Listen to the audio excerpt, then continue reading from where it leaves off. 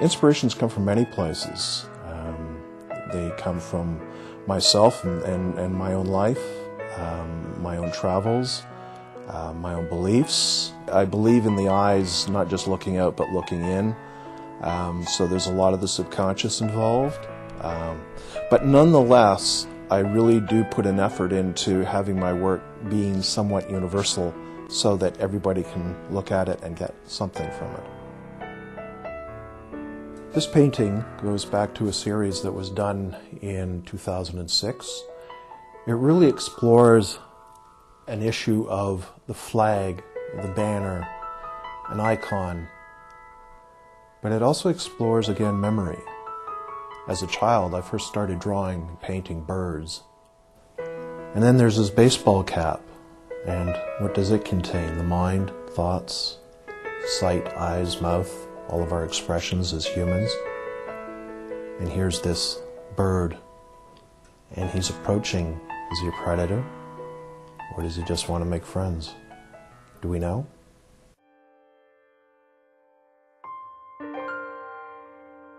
This painting is something a little different for me. It was one that was done with great affection. This was a painting I painted for my wife last year for Christmas. It's a source of energy and growth, birth, rebirth, death, the entire circle of it. And that's why I've chosen to make these sunflowers all intertwining and wrapped around one another, as it shows interconnectedness with our lives and how we are connected to each other and to our garden.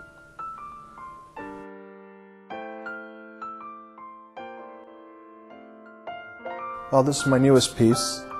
Again, it's from the Canadian Icons series. It's done on very thick plywood, 3/4 of an inch thick.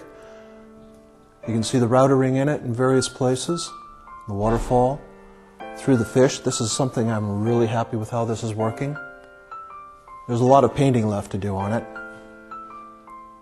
The sky and the mountains are all melting together. It's a really foggy, steamy day in the mountains out west. The salmon is on her way home to where she was born to give birth and then die. The circle goes around again. The river is fairly turbulent. White caps are carved into the plywood with the router again.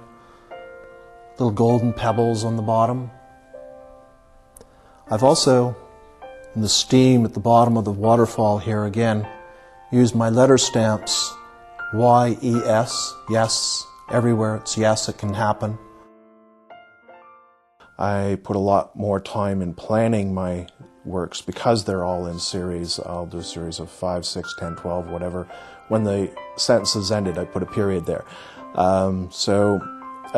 Yeah, it's like I said, it's a central core idea I work from and work out from there. I've worked on ideas of communications, travel.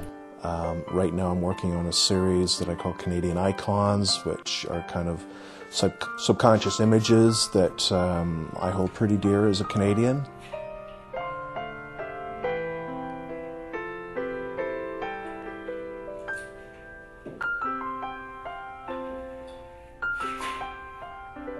One thing I learned very early on, after I finished my education, was work hard. My father was a very hard-working individual.